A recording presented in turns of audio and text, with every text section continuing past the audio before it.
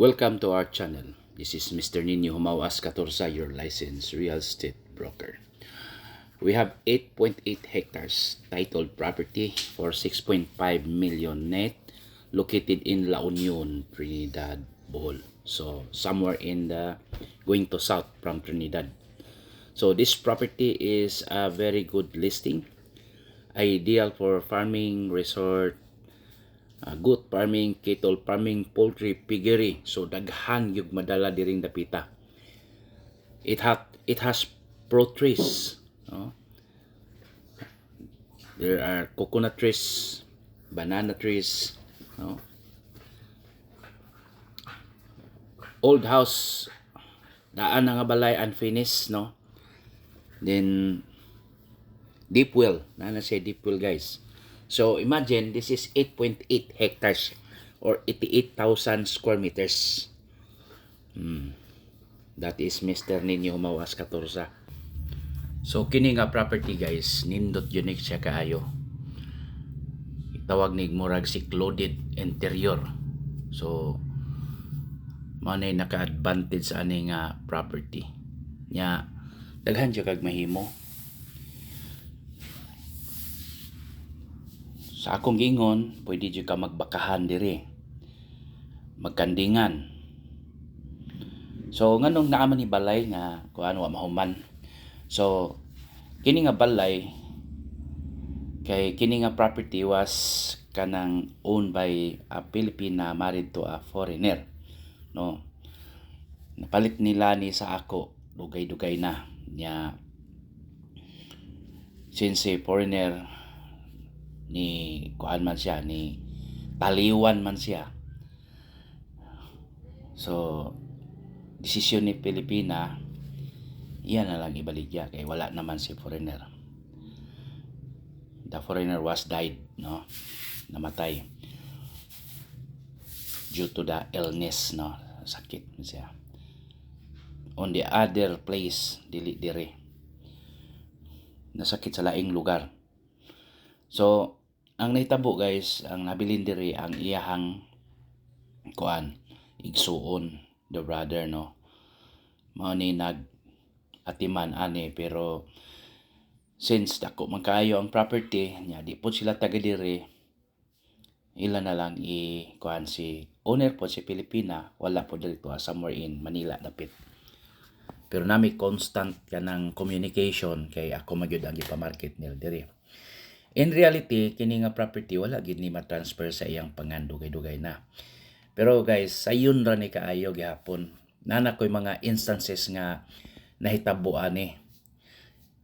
Ang among gibuhat na man may na-transfer jud daghana kadaghana. Amo lang gibalik dito sa old owner, gipapirma na mog usab. Manay kuan, pirma man sad sa mao ra gihapon ni hitabo. Actually, opportunity yun kaayo nato ni, no? Kung mapalit ni nato kay dako kayo ang property. So makaingon ta nga usaho man nato pag transfer ni nga dako man kaayo ni nga property. Kay ang limit sa atong DAR is kuan ra man ni kanang 5 hectares. So ang atong buhaton ani, guys, kung number 1 kay agricultural is 5 hectares, pwede na to duhaon, no? I-subdivide, duhaon na to ka. For example, ikaw mismo ni palit nya o kanang napakaigsuon or saligan nga partner. Number 2, another option, pwede ni buhaton nga industrial or residential, i-convert nimo. Then ato sang i-konsulta sa lungsod kung pwede ba ta nato ma-convert ni into industrial, residential, or other forms of conversion, no? Pwede tourism. Daghan tag option nga pwede ni siya ma-convert nga di lang mausab ang gidakon. So going back, kung gamo na to siyang industrial, nindot sad. So, kay daghan kay na nag-iyar dagko og yuta, naglibog ta nganong dagko kay ni, pero na magyapon silang pangani convert din na nila industrial or residential. Kay pwede minsan ibuhatong subdivision, farmlot subdivision, residential or farmlot subdivision. So pwede ra yun siya guys. Ang ato lang nga nali mga proseso. Mato ta sa munisipyo, mangutana ta. Ana na. Nga, pwede ba na to i-convert? So this is the interior part of the house. Nindot ba ya kay nasugdan ng taba. According to the owner, no, to the wife, nigasto na po sila 3.5 million ana yun nga cost. Mao na nga kanang 6.5 million di sa talugi ana. No. Sige lang kung interested jud ta, pwede ra man yun nato pag-usapan yun no in final. Just in case kay para nako dili magyud ni ingon nga kuan lisod niya atong i-transfer kay mo na sahay lang kanang mga huluhog bitaw kanang mga istorya bitaw nga di man na maayo kuan kay mo na lisod na i-transfer doon na mga interest. Pero as my experience as a broker, ako na gining nasuwayan, di lang madali pero makapahimos na kasayuta. You can already operate once you have already a deed of absolute sale. Maka-take over na dayon ka. Pwede na ka mo process, i-continue ba tinong balay, gubuon ba to nimo unsa ba? Say gwapo kay ang positioning sa yuta mao kay elevated. And this is the river no. Mo ni ang porma sa river dito sa along the kanang farmlot no. Ingani dili gid dako kayo nga river although maagian gyud og pump boat. So okay sad kaayo kay makagamit jud ka og just in case no. Ang nindot sa dani kay along the river pwede ka mag-duck farm yun. So that is my contact number guys. You can add me to my Facebook account. So again, the property is really very potential kung ganahan ka mag-farming. Kay kining gidak-o na sakto-sakto na gyud ni. Again, gusto kang magpigiri, ideal kaayo. Mag-poultry, nindot sad.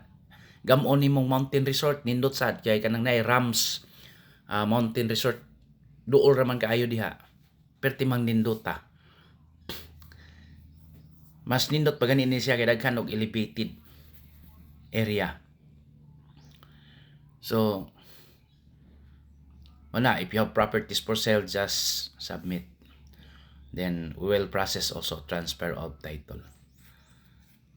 So nindot kayo ni guys para nako di ka malugi sa presyo kay usually man god na atoy for sale pod sa adjacent dili gid sila mosugot sa presyo nga ingana nga presyo sa atoa. Baligya nila man pero more than yun. So mo na ang kuano. For inquiries, just contact me and please subscribe our YouTube channel.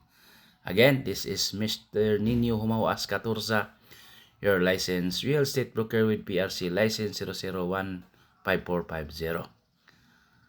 More properties for sale at www.propertyph.net. So daghan tag property nga for sale ya. Mostly Bohol and Cebu. Napuntay Cebu guys. Okay? Thank you and God bless to all.